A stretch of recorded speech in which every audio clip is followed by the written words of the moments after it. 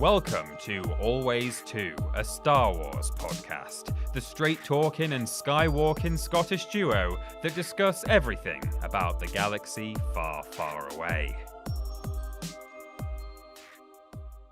So, the first episode of the Siege of Mandalore arc, the last arc of the Clone Wars, starts off with Anakin and Obi-Wan on a planet. First off, I want to say that in the opening narration, because the first episode is the only one that has like an intro narration. Mm-hmm. And it did, didn't it? Yeah? Yeah. I'm trying to think. Yeah. And there was a shot that General Grievous is in for 1 second, and he looked fucking amazing. And they made that model for 1 second. And when I saw that, I was like, oh, he's gonna appear at some point. But no, they made that model for 1 second. I was like 3 frames. Yeah, I know. And he looked with the new season 7 animation, he looked absolutely unbelievable. And I kind of wanted to see him in action after that, but we didn't. And I just admire their commitment to just make that model for us 1 frame. So props to the team. There's gonna be a lot of props to the team in this discussion. There is. But yeah, we're starting. I'm getting excited again. I know. Start off on a planet. They're obviously it's just a kind of usual like battle of the Clone Wars. Anakin is showing his usual arrogant self, for Kenobi's trying to be a bit more level-headed and a bit more, sensible about the situation. Anakin comes in, he has a plan with the 501st, they're hiding underneath a bridge, he pretends to surrender, which is a war crime. I want to point out, faking surrender is a war crime.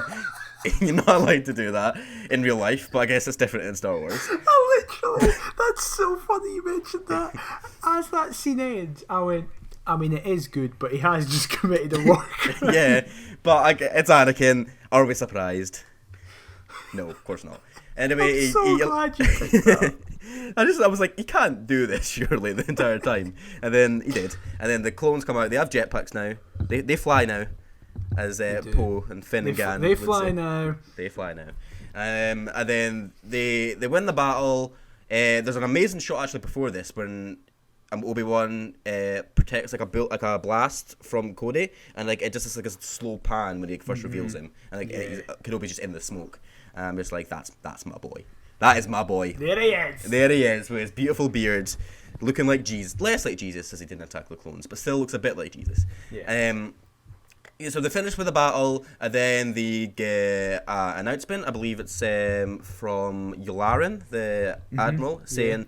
We had an incoming transmission from Fulcrum, and an interesting note, the first thing they think is Saw Gerrera, so it makes me think that maybe Saw Gerrera, I don't remember if it's mentioned in the Clone Wars, but I don't mention him being called Saw Gerrera in his arc, and it being called Fulcrum, in his arc, and it's interesting to think that he had that title as well, because it's a title that's kind of passed around in Rebels. Yeah, okay. So it's interesting that he had that title at one point. They go to the ship, and Anakin's like, what the fuck's going on? Who is this? And then she turns around and Ahsoka is there in a hologram with Bo-Katan. Anakin is speechless. He doesn't know what to say. I don't know what to say. He doesn't get what to do. He asks like 3 questions back to back. It's just because he doesn't know what to say. It's like, where have you been? How are you? What's going on? It's like, Anakin, calm down. So what was your first reaction then when Anakin and Ahsoka saw each other for the first time since Ahsoka left the Order? I can recreate it. Go for it. I went. That's a big sigh. I think that's probably a recurring noise amongst the fans watching this. I just got so like I'm going to mention this a lot, so I'm just going to say it at the preface now, and I don't need to mention it again. But just know this: I felt like I was 7 years old again throughout this entire arc. Yeah, it was. I can't fathom how much this meant to me. Like Filoni putting together, like you could just feel the. I know we've not even got into like the first episode much at all, but we're already praising it to the face. But like you can just see the heart and passion that Filoni put into this. He didn't think he'd ever get to do this, and the fans rallied it, and he got to do this, and he fucking made it worth it. And I love him. I want to marry that man. I'd marry him now. Let's do it. A 3-way marriage like Tiger King. Anyway, so then Ahsoka arrives on the Mandalorian ship. She comes down the ramp, which is like a direct mirror of when she first appears in the Clone Wars movie, when she comes down the ramp. When she's revealed to be Anakin's apprentice. Padawan. Padawan. And then that sounded a bit racist. I wasn't meant to do that. It sounded like I was doing like a Newt Gunray impression from Phantom Menace, but if they got away with it, So can Jordan. yeah, so can Jordan. To be fair, mine was unintentional, so allow So it. it's less worse. Yeah. Yep, and then so this is when they meet physically for the first time. Anakin is just like a puppy. Her owner's arrived home. He's like so excited to see her, but Ahsoka's kind of given him the cold shoulder a bit. She's not as excited, and my interpretation of it was obviously Ahsoka loves Anakin, and I think if she indulged in that kind of same like behavior as Anakin did, maybe she would be more willing to come to back to the Jedi Order, because she realized how much she misses it, and she doesn't want to come back to the Jedi Order. So I think she's kind of trying to deflect what she's actually feeling and just trying to duty first, and not think about that. Also, she's also like, well, we've got a pretty big fucking thing to deal with here. I can't be hugging you. Yeah, very true. I agree. I also had that interpretation.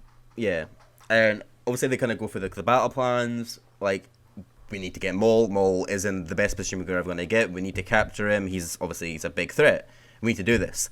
And while this is going on, Ahsoka and Anakin take a little stroll, and there's a lovely scene where the clones are all saluting him and saluting her. Sorry, and Ahsoka's like, "Why are they saluting me? I left." And then Anakin's like, they like loyalty means everything to the clones. Like, just because you left doesn't mean they care about you any less. And then, if you thought that was emotional enough, the doors slide open. Rex is standing there. He says like, "Attention," or whatever he says, and you see all the five at first with Ahsoka's like inspired face paint painted on all their helmets, and tears. And we both started crying. Yeah, I want to say something that after he finished watching it, he asked me, "When do you think I cried?" Every moment I cried, and I guessed every single moment which part he cried, because it was the exact same for me. Literally, and this was the first on one. 4 points. Yeah, this was the first one, and obviously it just shows that the entire time Ahsoka has been away, the clones have been obviously thinking about her. They've been missing her, and as soon as they hear, obviously Anakin's probably up to it as well. As soon as they hear that Ahsoka's coming back, they got straight to work, started painting that we need to show how much we missed her. Rex and then is even like sheepish about it. He's Yeah. like, I know it's not very good. Yeah, not very good, but it's the best we could do. And then he says a line is like, what he says, some commander is like, "You don't have to call me commander anymore." He's like, "Sure thing, commander." Yeah. Yeah, and it just elevates the bond between the clones and Ahsoka and Anakin, because so many Jedi don't really care about the clones. They don't There is give a some shit. Plo Koon does, because there's a line Yeah. like in the early season where it's like, one of the clones is like, "It doesn't matter, we're expendable," and then he's like, "Not to me." Yoda obviously shows compassion to the clones, but a lot of them do just see them as expendable soldiers. They're just creations made to be a weapon. Pong Krell's a cunt. Pong Krell is I'll he have is to the bleep that, but it's fine. Did I call him the C word as well earlier? Was it him? We just can't not call him that when we hear his name. There is literally a subreddit called "Fuck Pong Krell." that's great. Yeah, or "Fuck Krell," I can't remember. But yeah, people don't like him. But I love to see the Jedi that actually care. Anakin and Ahsoka are two of like the biggest examples of them, and this scene was just incredible. And this was a scene actually we knew that was going to happen. It didn't take away from the moment I told me. I still cried, because when it first got cancelled, they did like a celebration kind of panel. I think it was a celebration. I might be wrong, but Dave Filoni was talking about this. I had planned this scene where Ahsoka comes in and they're all painted like Ahsoka, and Ashley Eckstein literally started crying on stage when he was describing it. Yeah, and then when it did get announced, the Clone Wars was coming back. This scene was like a part of it, not the whole thing, just like the first, like when the doors revealed, it was in like the first trailer. But I guess we'll include this because a lot of people already know what's going to happen because they told them. But it didn't take away from the moment, because obviously when they extended the scene, the dialogue we never got to hear, and it was just, the whole moment was just spectacular. It was the best. Yeah.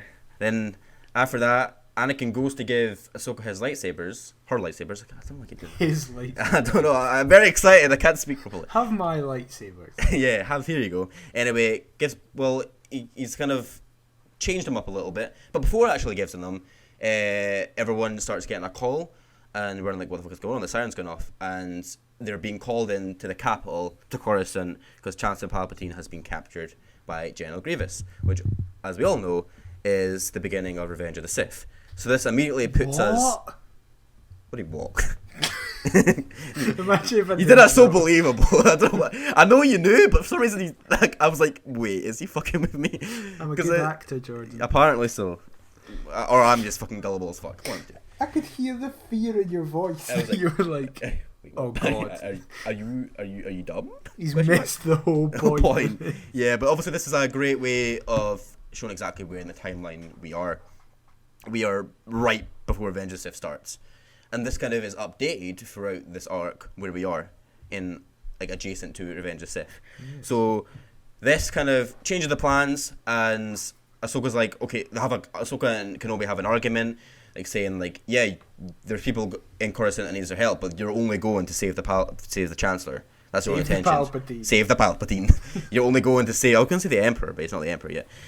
You're only going to save the Chancellor, and like you're, like again putting the thing that the Jedi are in this political place, and their intentions are not as they once were. And then Ahsoka's like, yeah, we can capture Maul Rai. We can save the people of Mandalore. There's a whole planet that we need to save. Obviously, it's a good argument because I can see both sides. Because Coruscant is like getting attacked. There's a lot of people that would die if they just didn't go. But obviously, like they are only going to save the Chancellor. That's if there wasn't the Chancellor wasn't in peril and it was just an attack, they'd probably just leave it to whoever's on Coruscant. Yeah, definitely. So that's the moral battle, and the moral battle that Ahsoka's been facing since season 5. And it just continues here. But then after that, Anakin gives her his lightsabers. He's made a little tweak. He's Not made them his blue. lightsabers. Her lightsabers. I know that it was her lightsabers, but she's upgraded. He's upgraded them. Oh my god.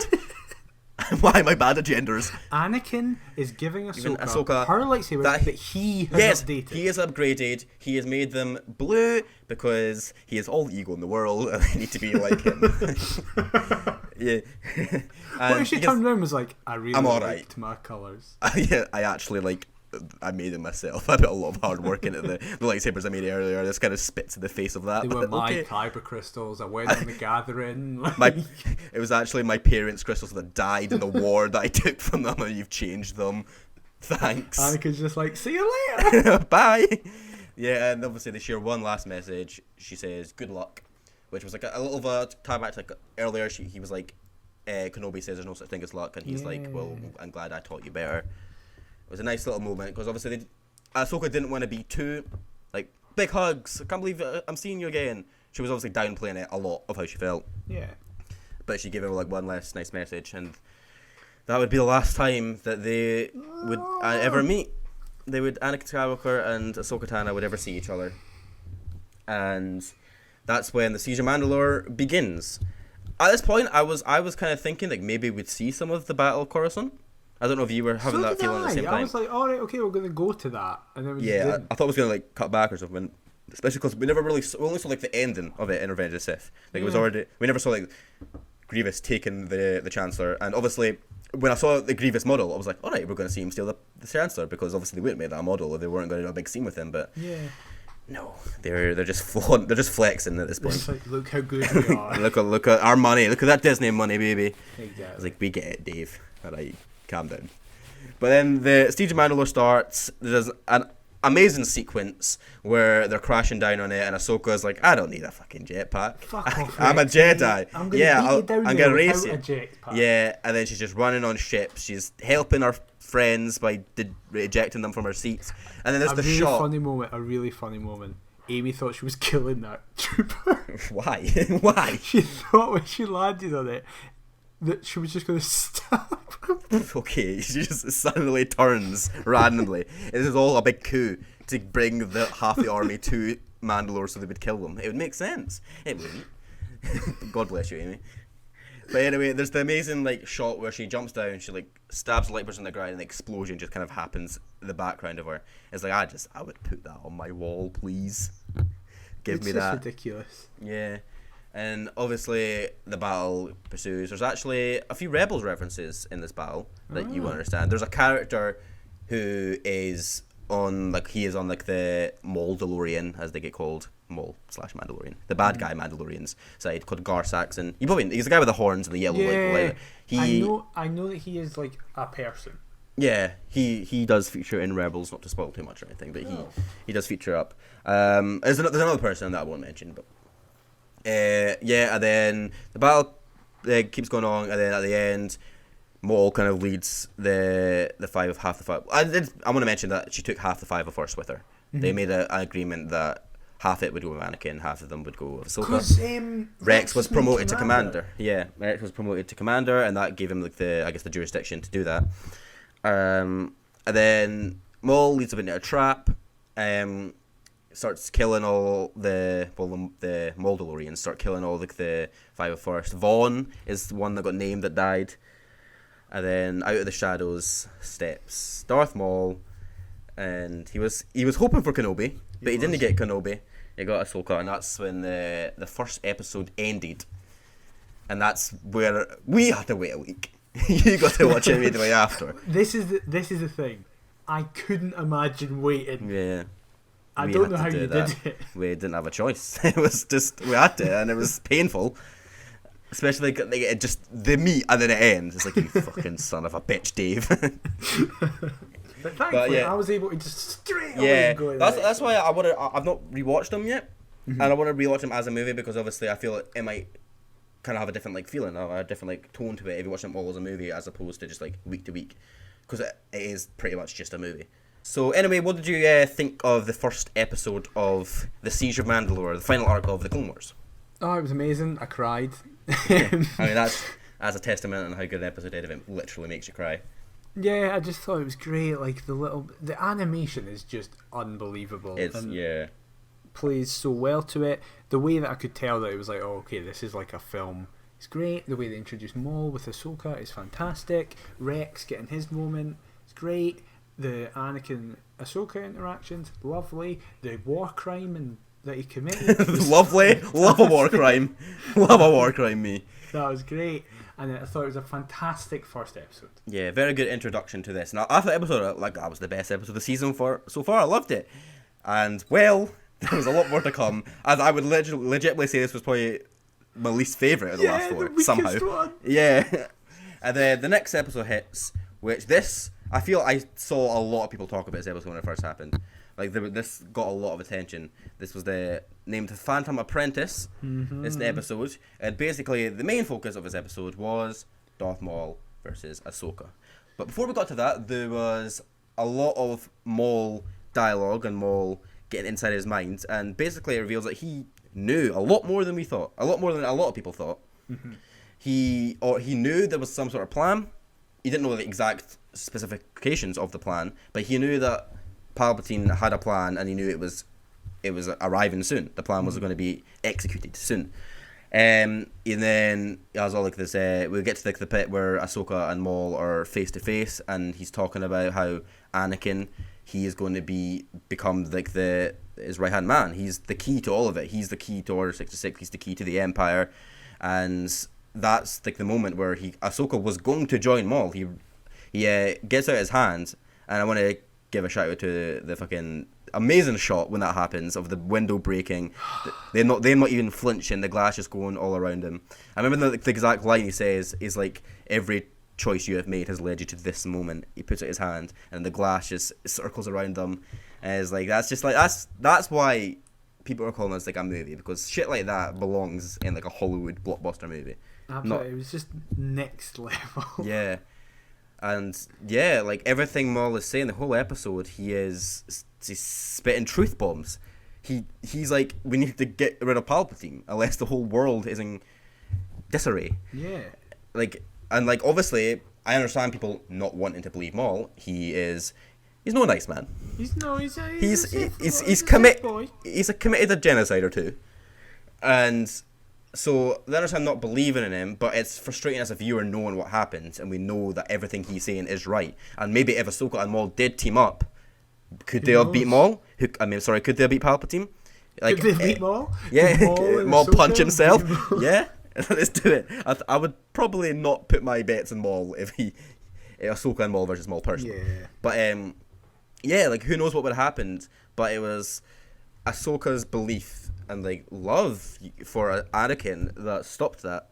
She like, I don't know if, because obviously she sensed in the next episode, the whole Anakin turning. And I don't know if she sensed anything beforehand, but you could almost say she was like in denial. She didn't want to believe it, and she refused to believe it. So that's why she knew like she had to kill him, because she couldn't get on board with his ideologies.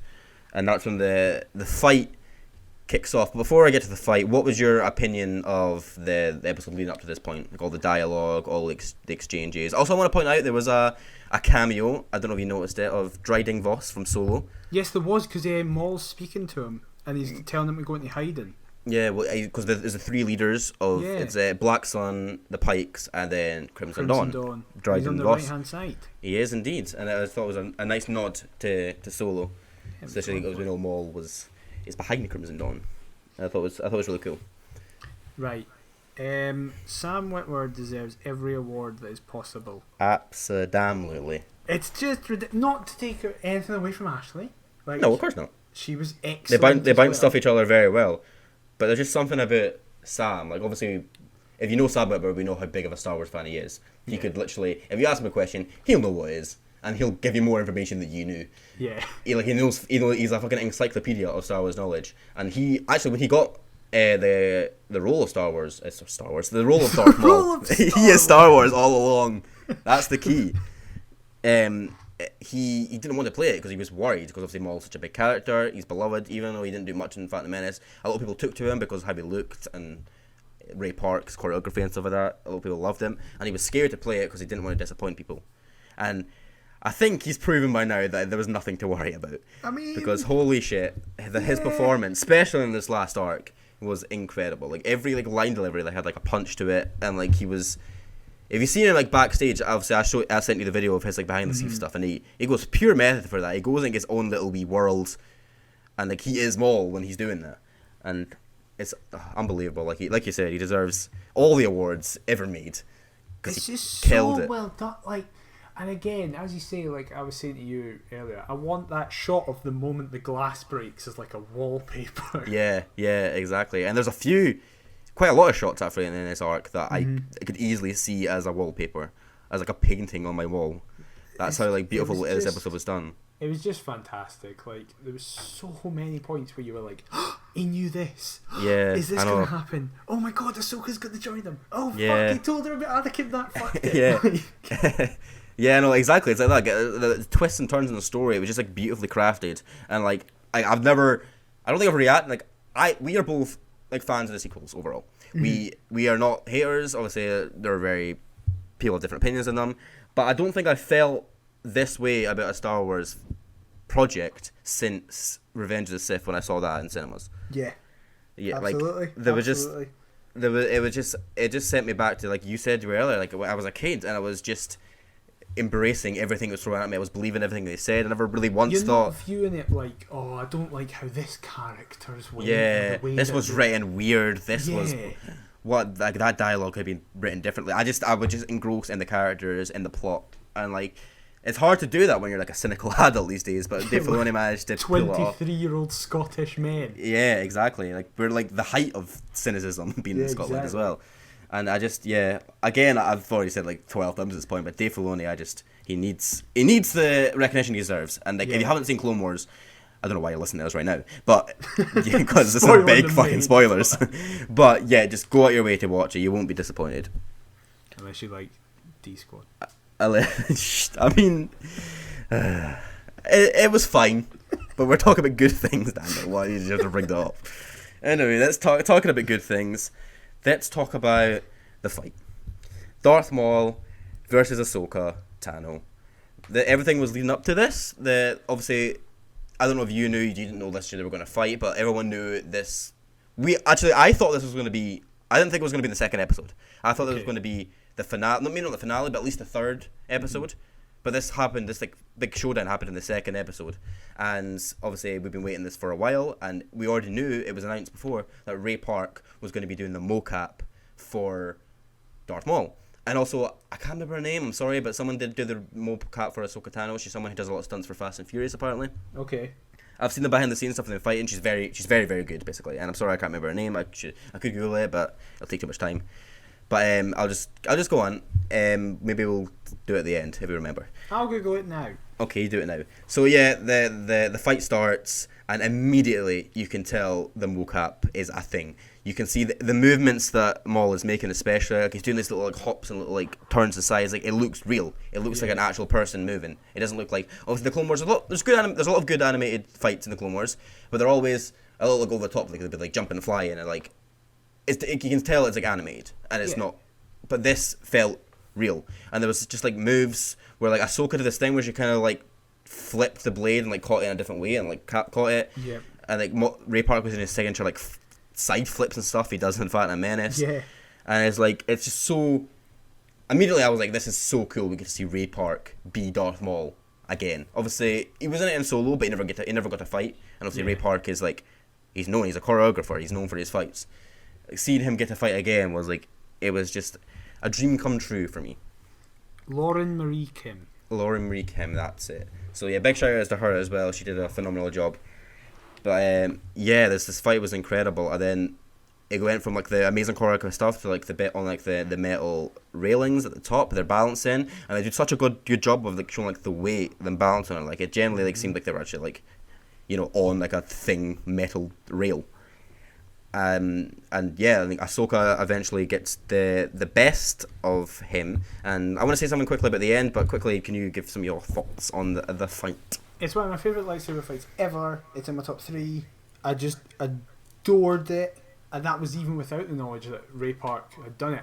I could tell it was mocapped. Yeah, but you didn't know it was specifically him. I didn't know it was him and Lauren Kim. But just incredible. Like, there is almost no words to describe it. You've done a very good job in doing so. But just, it is proper just, and I don't like to use this term because it's often used in a negative way, but just proper Star Wars. Yeah, it is. Like, you know, like, Phantom Menace fight is like, it's not, I wouldn't say it's my favourite because it doesn't have the same emotional weight as some of the other ones. Yeah. But it's probably the best choreographed fight. Yeah. In the Star Wars franchise. Like, speaking of purely choreography, and just getting to see a similar fight again with the same person is just like, I never thought I'd see it happen, and I'm so happy that they went all out for this fight. Yeah. And yeah, it was incredible. I do want to give another shout out to Samuel at the end, because the bit when he gets captured and he's just screaming like, "You're all gonna burn, we're all gonna die, you don't know what you're doing," is just like unfucking believable. He's like just you're so screaming. good. Yeah, like I can't fathom to you how much like that got to me. Like, when he was screaming, like I honestly, I got like a tear in my eye at that bit just because how good it was. I was like, this is sensational. Sam Witwer, man, I love that man so much. Yeah, he's the best. And then, yeah, and that was the end of episode 2 of this arc. Overall thoughts? It was just so good. I know, it was incredible. And this was the episode that, when it got first released, obviously it has a lot less votes than a lot of other things, but on IMDb it was top 5 biggest, like best episodes of television of all time. It deserves it. It was sensational, and I was like, okay, that's the best episode of Clone Wars. Then the next episode happens, which I think is my favourite one out of pure emotion. It's like, I don't know how they keep topping themselves. I don't even know how to explain this. When going into this episode, just by working out logically like the time frame, I was in my head going, I think this is when Order 66 is going to happen. Yeah, because obviously I never mentioned actually in the previous episode in the Phantom Apprentice, there's a scene with Obi-Wan Kenobi in like a hologram, and he says he's literally just about to fight Grievous. Yeah, like he's like going to Utapau, and obviously Anakin's been sent to look after spy on the Chancellor, look after him like a child. He's Make sure he's okay. Make sure he gets fed when the right time. Make sure he doesn't become a dictator of the entire galaxy. Okay? Yeah. Make sure he doesn't become literal space Hitler, please. Thanks. Yeah, and there's actually a bit in that scene where like Ahsoka says, "Will you tell him?" And Obi-Wan's like, "I will." We don't know exactly what she means by that. You can take a lot of interpretations. Yeah, it's how you infer it. Yeah, exactly. So that obviously another way to say what timeline we're in right now, like what part of the timeline, and then it's 100% confirmed exactly where we are in Shattered is the name of the episode, because we knew it was coming. I was not emotionally prepared. But we weren't. You could say you were ready, but we weren't really ready for it. I thought I was ready to an extent. Yeah, I was like, I knew it was going to happen. We knew Order 6 was going to happen. Then the logical ending of the Clone Wars is when the Clone Wars ends, and that's Order 66. Yeah. But when it just, first of all, the episode starts with you see Maul in like this little chamber thing. It was designed by like the Mandalorians, which references the old Mandalorian Jedi War. Yeah, to stop Force users. To stop Force users, yeah. And then I just want to say before I actually mention this bit, I don't know if I'm sure you noticed, but there's literally a scene from Revenge of the Sith that was played out when like with Mace Windu, where he's like, "I sense a plot to destroy the Jedi." Like they literally just took that and like redubbed the lines, like it's word for word that scene, and it's really cool to think when that scene cuts in Revenge of the Sith, Ahsoka joins the Zoom call, if you want to call it that. Don't ruin it by calling it a Zoom call. Space Zoom. Yeah, but it's cool. Like, when I watch Revenge of the Sith now, I'm gonna know as soon as that scene ends, like Ahsoka's there. In that, well, not exactly like where they are, but like she joins the call. She's in that hologram call. Stop calling it a call. It's kind of a call though, isn't it? It's a hologram call. They're calling each other. It sounds so much less cool. Fine, joins the hologram session. Hologram Skype. That's worse. What are you talking about? You literally named a brand. I was being vague about it. Silly boy. You said Zoom. Oh, shit, I did say that, yeah. Anyway, yeah, they did a scene and they talk about Maul. She doesn't say about the Anakin thing that Maul says. Maybe that could have changed things, but she doesn't trust the Jedi with that information because Mace Windu especially doesn't seem to trust her. And I get them not telling Ahsoka things. I get it because she's not part of the Jedi Order. It's information that should be held within. I get that. But the way Mace says it, he just slaps her in the face. Which is like, I'm sorry, citizen. The way he says it, but we can't give you that information. It's like, there's no need to undermine people like that. I'm so happy he got chucked out a window and electrocuted. He did. I hate him. He's just so unlikable. Much. And obviously a lot of Jedi are similar to him, but obviously he's getting the most screen time, and he's just like the epitome of like the blindness and like the everything where the wrong. Jedi, everywhere the Jedi became like instead of being keepers of peace, I said peakers of keep there, but keepers of peace, they become soldiers and political advocates for the Republic. Fucking humility. Yeah, like obviously it's no one person's fault where the Jedi came. It's just kind of a gradual process through the rails, and obviously Yoda in like episode 2, you can see he starts like to question what the Jedi have become, and a lot of people do. Like Anakin doesn't follow the rules. Qui-Gon was never on the side of the council. But Mace Windu, like I understand it's not his fault that the Jedi became here. I get that, but yes, it is, Jordan. Yes, it is. It's his fault. But he's just so unlikable, and it's just, why does he have to treat people like that? It's not even like what he says, it's just how he says it. Because this is the thing, right? There's obviously no evidence to this, but you could argue maybe Ahsoka would have told Yoda about the stuff. Maybe. Yoda is like always very compassionate. Fuck you. You're mates with him. Yeah, because if the council told Ahsoka about the council stuff and like the stuff they were like about Palpatine and stuff like that, maybe she would have traded information. Like trust goes both ways, and obviously Yoda was very compassionate in the scene, and like, he still called her Padawan. Yeah. He still likes to like. Obviously, Yoda's not perfect. He's the Grand Master. He has to have some sort of blame about the Jedi. He's a nice human being. But he's not an ass about. He's not. We don't know what he is. Maybe he is a human. We don't know. It's never been confirmed. He's just a human went very wrong. A weird mutation of it. Yeah. But anyway, after out of the way, we get to the scene just from that moment onwards, and there's just like music, almost like Blade Runner-esque. It kind of sounds like, and it's like we know what's coming, but it's just impending doom. Like it's just building and building, and they walk through it onto the bridge, and which looks very imperial. Like you see the clones and like I've really noticed that. Yeah, and like a very imperial looking, and like it's just this foreshadowing. Like we know what's up. When's it hitting? It's literally any second now.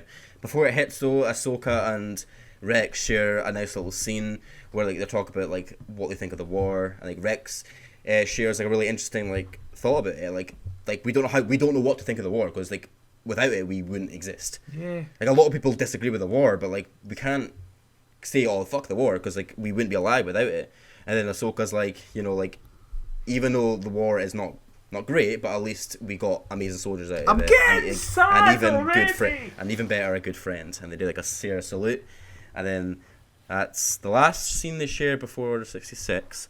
And first, it cuts them all. He opens his eyes, and then it starts playing audio, stripped straight from Revenge of the Sith. You just first thing you hear is "You must choose," and then Mace is like, "Don't listen to Anakin," and it's playing the exact audio. It's playing Ian McDermott, Samuel L. Jackson, Hayden Christensen, all their voices playing, which is a nice little touch because obviously that scene is so iconic. They can just play like one line from that, and we know where we are. We know exactly where we are in the scene. And Ahsoka's sensing it. She can sense in her fucking master, her big brother, basically, turn to the dark side.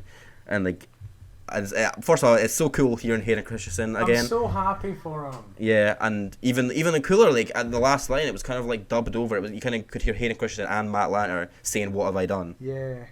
Which is cool hearing both, like, Anakin Skywalker's. I just thought it was a nice touch to it.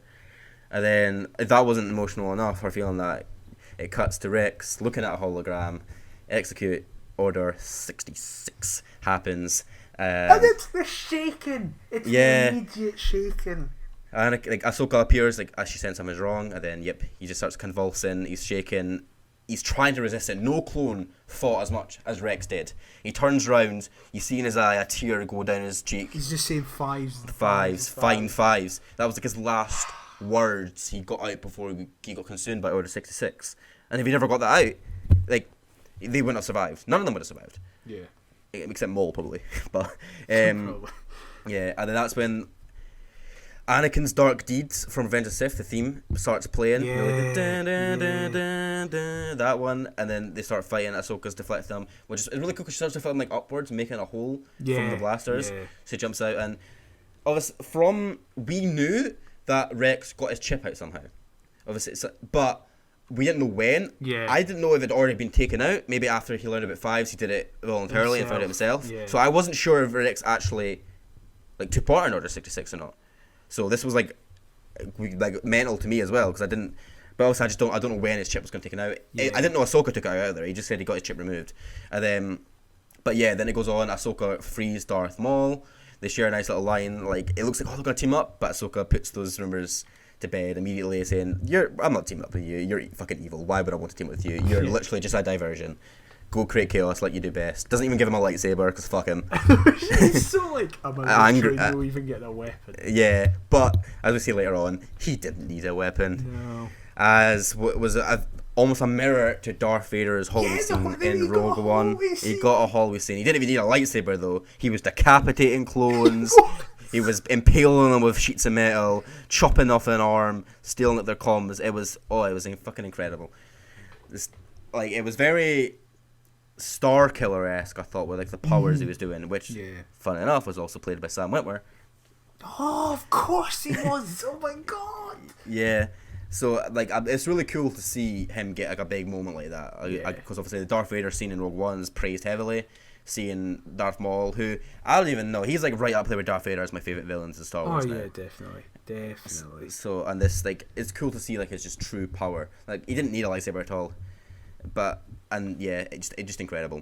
And that's when Ahsoka meets up with these 3 droids. One of them is her droid that she's had throughout the Clone Wars, R7, and then one of them voiced by Dave Filoni, the one with the arms, called Cheap. That's great. Yeah, it was actually, he sounded exactly like the droid in Rebels, who's also voiced by Dave Filoni. Right, okay. Chopper. He was like the same type of droid as well. That's great. Yeah, and then they plug in, Ahsoka uses the words that Rex said before he got consumed by Order 66 to find fives. She pulls up the file on fives, and then she sees a recording by Rex saying what fives did, what his investigation of there's a chip that, we don't know, I don't understand the reasoning or what's the word I'm looking for? Anyway, they don't understand the chip and what it means and like what it is, but we believe there's like a greater power in play. Yeah. We don't know what to do, and that's when Ahsoka finds out that this is not their fault. This is a chip that has made them do it, and it makes me so happy that Fives didn't die in vain. That's the main takeaway from this. Yeah, like. All what he did, all what he went through, he literally was like brought to like madness because of the information overload he got of saying what the clones are actually meant for, and he died for that. But in the end, it literally saved lives. So it makes me so happy and that it saved the best man's life as well. the best man. If he got married, I'm sure he would be Fives' best man. But yeah, and Ahsoka, like they both would have died. Like she wouldn't have escaped without this. And that's when they kidnap Rex. Kidnap makes it sound worse, like because they take Rex. They do kidnap Rex, but like it's needed. Knock him out and abduct him. Yeah, they do abduct him, and then there's a nice little scene where they couldn't find the chip. She puts her hand on Rex's face, and they start doing like the Chirrut Imwe, I am one with the Force is me. Yeah. Which I always thought was like more like, because obviously Chirrut's like he's not like a Jedi, he's like a guardian the wills is what he says in that. He's kind of like a Jedi guard, like temple kind of guy. And I always thought it was maybe like just their phrase they use like for their worshipping, but apparently the Jedi used it as well, which I thought was quite a cool touch to put that in there. It was lovely. But yeah, after that, Ahsoka's getting ambushed. She can't hold him off, and then you see Rex's pistols go up, shoots them all. He's back on the good side, and it's the line he says where she's like, "Are you alright?" And he's like, "Yeah, kid, I'm alright." It's just the way he says "kid." It's just it got me to it so much. And then obviously I feel Ahsoka, she doesn't show like a lot of emotion here. I think she's trying to like struggle with what's actually going on, and then she asks like how widespread is this, and like this is when she realizes like literally every clone is to kill the Jedis now. This is the purpose, and that's when I think kind of hits her like but everything that I knew is different now, and everything has changed. The whole galaxy has changed, and that was the end of Shattered. A very emotional episode. That's another time I cried on when Rex, started. It was tear and he's shaking and saying "Fine Fives." That moment is like I couldn't handle it. My heart couldn't handle it. I was just sat like I had like jumped up onto my couch like with my feet on the seat and just holding my knees together. Yeah. It's like we knew it was happening, but it still somehow hit everyone who watched it. Yeah. That's how powerful the storytelling was here.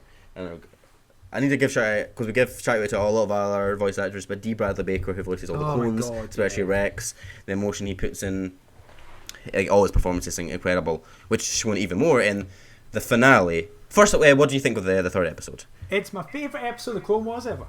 Yeah.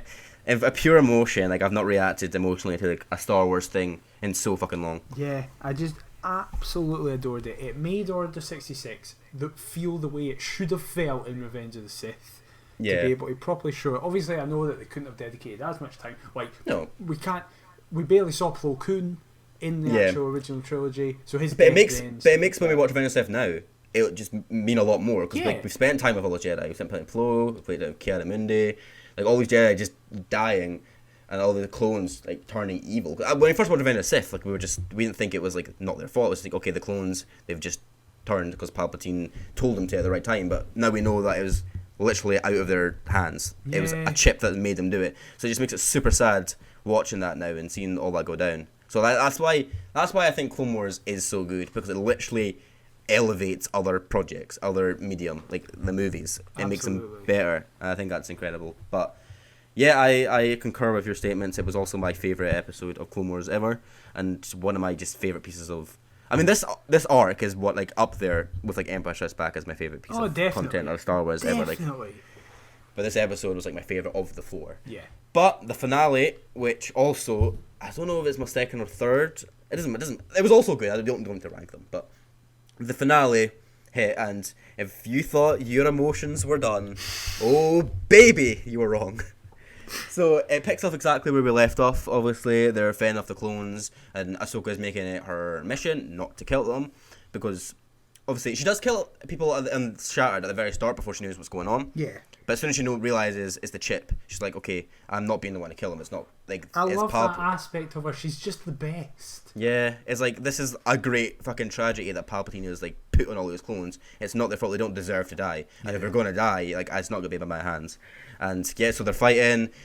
Maul's still causing chaos, and like, it's a bit later in the episode, but I love that Ahsoka freed Maul to create a diversion for her to escape. But in the end, it was Ahsoka and Rex that were the diversion that allowed Maul to escape. It was so well done. It's smart motherfucker. I just love him as well. When, like, he's running towards the ship, and he just kind of, it's almost absent-mindedly just force pushes her away. Yeah. Well, she went for the kill shot there. Like she goes to like slit her throat, and he just goes rah, and like kind of like a reaction, just like pushes her away as quick as he can, and then I'm trying to think. Obviously, the next kind of point after like the start is when they're going for the shuttle. That's like their plan. Well, Maul's already took out the hyperdrive, like which was even more Star Killery. He basically took down a like it's basically a Star Destroyer, a Republic cruiser, and unfortunately Starkiller literally pulls down a Star Destroyer. Yeah. So Sam Witwer, he likes playing powerful characters. I like the idea that Sam Witwer was like, I have to do this in every character. I need to pull down a giant ship. It has to be done. But and then they're crashing into this moon. So like they're gonna die if they don't escape. If anyone who doesn't escape the ship is dead. And then they see the shuttle, but all the clones are waiting down there. And Jesse just walks out. He's like the now de facto commander of the group, saying that Rex has betrayed, in quotation marks, the Republic. Yeah, but in their eyes, and he's just there. And then the speech where like Ahsoka's like, I don't want to kill him, and then Rex just goes on this like big speech saying, I couldn't handle this. It was just like, like you can say like he's trying to be this hard like exterior, and he's like saying like, I don't know if you know this, but like they don't care, like those men, like my brothers are like they're literally going to die, but all they care about is killing us. And like it was, you could see even without the mask, take the mask off, you could tell how hard that was for him to say. Then Ahsoka takes his mask off and he's just bawling his eyes out. He's trying to keep on like a stone face, keep the helmet on, be like the captain, but like he can't escape. Like that's literally his family down there. Like his entire life he spent with him. He's like ate with them, shared like sleeping quarters with him. Like that's his family. And now suddenly, at like a click of a fingers, now they're evil and want to kill him. Like, what would that do to your psyche? And it's just, I feel so bad for Rex. The fact that he's able to just walk. Yeah, exactly. Ridiculous. Like the composure he has. But like, I like that they showed that he even though he's trying to have composure, but like, of course it's going to get to him. He wouldn't be like, human if it didn't get to him. Yeah, and he is human. He's not just a machine. It's not just a number. He is a name. Exactly. And that's when Maul escapes. Ahsoka tries to. Well, first of all, actually, they have their plan, which I was like, what is going on? Surely they're not going to buy this. I thought they would just shoot her immediately. I absolutely loved it. How they were just like, she's not technically a Jedi. We're just going to pretend that we don't really know what to do. And you can always hear Jesse be like, this doesn't, what? What are you fucking talking about, Rex? Well, obviously, they're just trying to buy time. He's saying, like, I love the line where it's like, you're under treason, like you're gonna be demoted, and he's like, didn't like being a commander much anyway. Yeah. And then the droids activate the platform. Leaves. Yeah. I'm not gonna lie, I thought they died. I was like, you're not trying to kill them, you just plummeted them to their deaths. That's fine. So I won't kill them, but the droids can. But I guess it was a big drop. But I get the clones are built strong. I interpreted it that the platform they were on didn't drop. It fell, but they never moved. I know, but like that, if you fell in like an elevator, you would die because of the velocity, the speed it went down. I'm not saying it's bullshit. I'm just saying I was surprised they survived. The clones obviously they're built maybe stronger than a regular person. Yeah, they are. But there's a scene where Maul tries to escape and Ahsoka just grabs the ship, which is very Starkiller / Rey in Rise of Skywalker. Yes. Trying to pull it down, but obviously. And suddenly, Palpatine lightning. Yeah, well, no, that would be silly. The twist. I think their twists are a bit more earned than Clone Wars. No offense or anything, but but obviously she has to let him go because they're outnumbered, and they're still trying to not kill them as best they can. Eventually, they find a Y-wing. Before that, the droids just get fucking massacred. In like such a brutal, like they get executed. I know, like point blank, you just like take them fucking out. It's like they're fucking heroes. Those droids. Just pour one out for them droids. Hell yeah. They saved lives just like Fives. But yeah, Very then similar levels. I mean, without them, she wouldn't have found out about Fives like in the data file, and they wouldn't have plummeted those men to not deaths apparently. But yeah, then eventually they kind of escape. There's like a cool scene of Ahsoka, it's like almost like a video game, like an Uncharted, which is like kind of sailing for the sky, avoiding debris, running a ship, trying to get to the ship. Eventually they do. They're flying away. There's a shot of like Rex. You can just see the heartbreak in his eyes when you see like the Star Cruiser just like falling down. Like it's so, and then it cuts. Then this unbelievably somber music that's playing, and like every shot from like the last like 8 minutes is like beautiful. It's like you get any shot you could put on a wall. It's literally like a big budget film. Like, Yeah, it's that exactly. quality. Yeah, so it cuts to them on this unnamed moon that you see Rex with a shovel, and obviously you can say, okay, you kind of know what's happened here. And it cuts to Ahsoka looking over all the graves. They've put like their helmets on sticks to honor their sacrifice, and like it's just so heartbreaking. Like they literally tried to kill them for like hours, probably. I don't know how long it lasted, Yeah. but they didn't give a shit. Like they still want to honor their role they had and honor their lives. They knew it wasn't their fault. Yeah, exactly. And like they knew that, and like just because they try to kill them, they're not going to change that. It doesn't change who they were a person. They're all good soldiers. Good soldiers follow orders and all that. Yeah. And they didn't have a choice. And then it just the shot, she drops her lightsaber, presumably to make people think she's dead. Yeah. So they come across the wreckage. They're like, okay, Ahsoka didn't survive, but she only dropped one, so maybe I don't know the exact. I don't know if she was just doing it maybe to. Because if you saw it. First of all, if you saw that, my first question was like, alright, who the fuck buried the bodies then? So someone survived. Like, am I wrong? That is such a good point. Yeah.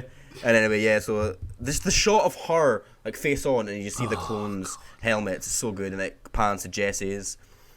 Like, just all the shit he went through. On Umbara, he was there. Yeah. And it's just so sad. I want to say something quickly, like, I don't know, I want to know what happened to Bad Batch. Yeah. Because I don't know because They're defective. they're defective, but like they still would have had the chip in their brain, surely. But That's they never would. interesting, actually. Yeah. Because I don't. Yeah, but they wouldn't have been. They didn't like follow Jedi's orders. They fought themselves. I don't know. They wouldn't have been around Jedi to like kill. So I'm really curious. Like I don't know how they. I don't know if they would met up with other clones and start killing Jedi. The only thing when I brought this up is because it would genuinely break my heart if after everything that happened to Echo, he was literally made into a mindless machine by the Separatists, only to come back, only to be basically made by a mindless machine again. I know. That would suck. That's why I want to hope that they avoided it. I'm going to go with just for my heart and my sanity. Let's have it that when he was turned into the machine, the like electromagnetic pulses that went through his head just destroyed the chip. Yeah. Yeah, but what were the other ones? The Bad Batch weren't. But then they can just be like, well, Wrecker's got a muckle head, so it probably just destroyed it. What does that mean? It's too small to actually impact on him. Hunter's bandana he has on so tight it crushed the Order 66 chip in his was brain. aware of it, so just took it out without telling anyone. That's some Star Trek. His name's Tech. But it's fine. Star franchise. Basically, yeah. And then Crosshair just shot it out his head. Shot it out his head. He's that accurate. Somehow he like made the bullet go through his ear, went like zigzag through his brain to get the chip. He's very good. Did you see that zigzag shot he did? He did, but that was with the help of these metal Right, he put them in his plates. head. Okay, I think we went a bit far here, Daniel. I think they're dead. No, they're not. Echo might survive because he might not have the chip, but I feel maybe he ran away from them. True. As long as Echo survived, I care more about him. Yeah, than true. Anyway, yeah. Then the final scene in the Clone Wars, it cuts back to the same planet they were on, but many years later, presumably. We don't know exactly. It looks the like time. Hoth. It does. It's not Hoth though. No, because it's a moon. Yeah, but it and looks like Hoth's a Hoth. planet. It does. It's I presume when you saw the moon. The big exterior shot, like the big shot of it, you can see like there's snow on one side of it. So I don't know either that expanded or maybe the starship crashing into it like ruined its climate. Yeah. Or maybe it's just a seasonal thing. Maybe it's winter now. That makes sense, I guess. But yeah, we see snowtroopers. You see an Imperial ship. You see stormtroopers. Like you immediately know, okay, this is Empire time now. Yeah. Clone Wars is well and truly over. And then you hear the breath, the iconic breath. No, it was nothing like that, Daniel. What was that? No, I'm just me. I know. It It sounded like a really bad impression of it. Yeah, he's my... Fucking nailed it.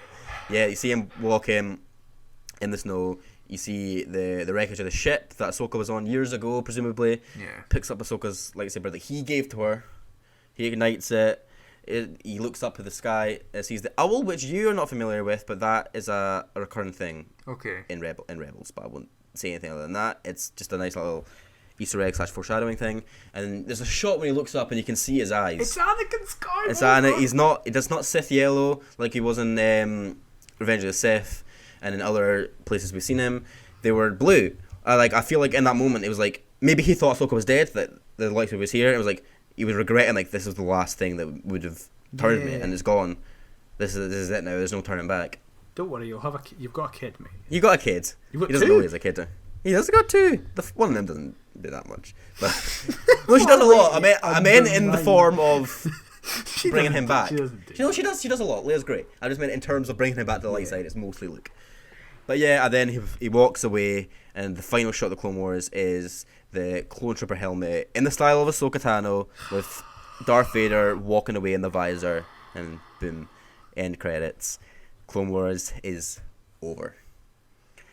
What was your overall thoughts of Star Wars: The Clone Wars, the final arc, the final 4 episodes we'll ever see of the Clone Wars? There couldn't have been a better ending. I can't disagree. Like there's so many things that you go, oh, it'd be cool if they did this. Oh, what if they did this? What if they answered that question? And they did everything, and also just went, well, what about these things that you didn't even think of? Yeah, exactly. Like very few things. Like there's some things maybe I said, oh, will this happen? It didn't, but like they gave me better things. Yeah. It's like they knew. It's like I know what I want. I didn't. I wanted what they gave me. It turns out. Exactly. Yeah, and it's just like it was hyped up quite a lot. Like the Siege of Mandalore has been talked about, is because obviously apparently in the Ahsoka book, which came out before this last season of the Clone Wars, like Siege of Mandalore's talked about a little bit because it's set after it, and so she talks about her. I don't read it, but I want to read it. But she talks about her confrontation with Maul and stuff like that. Apparently, season 7 retcons some things in the Ahsoka novel. Like apparently sometimes if you read the Ahsoka novel, like they change a little bit in the actual Siege of Mandalore, but yeah, like it was hyped up a lot. We knew about the Siege of Mandalore, and so obviously maybe some worries would creep up that it wouldn't meet the hype, but oh my god, it exceeded them exponentially, and I generally couldn't imagine a better finale. Like each episode just built upon the last, the emotional level. Like yeah, the action was fantastic. Like Clone Wars action's always been really good, and it was even better than the finale. But it was the emotion that set it apart from like everything else in the Clone Wars. Like just in one like story, one arc, I cried like 4 or 5 times. Yeah. And that's when can you say that in a 4 episode stretch? Like it's very few things you can say that about. And it's just you said it best as well earlier. When let's just say it how it is. A lot of people view Clone Wars as a kids show. It's an animated thing that people, a lot of even Star Wars, like most casual Star Wars fans won't have seen it at all. Yeah. They won't have seen it. They kind of just like brush it to the side, like that's for kids. Why would I watch that?